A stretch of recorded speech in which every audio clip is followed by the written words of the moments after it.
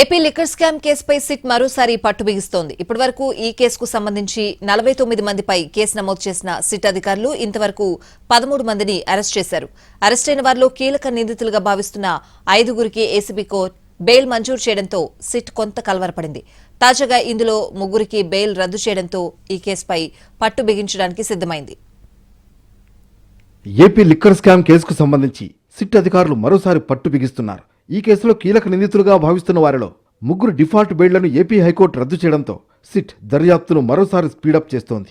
ఈ కేసులో A1గా ఉన్న రాజు కేశిరెడ్డికి పీఏగా పనిచేసిన పైలా దిలీప్కు ఏసీబీ కోర్టు తొలుత బెయిల్ మంజూరు చేసింది.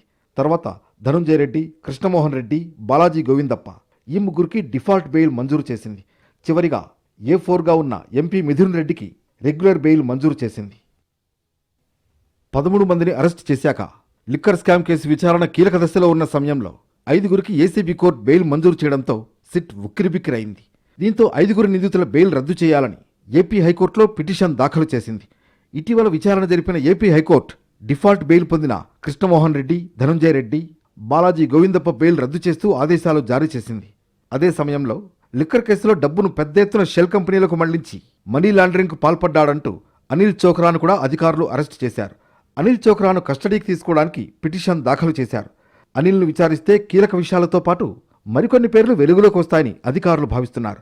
ఓవైపు 3 నిందితుల బెయిళ్లు రద్దు కావడం, మరోవైపు అనిల్ చోక్రాను కస్టడీకి తీసుకుని ప్రశ్నించడం ద్వారా దర్యాప్తుపై మరింత పట్టు బిగించడానికి సిట్ సిద్ధమవుతోంది.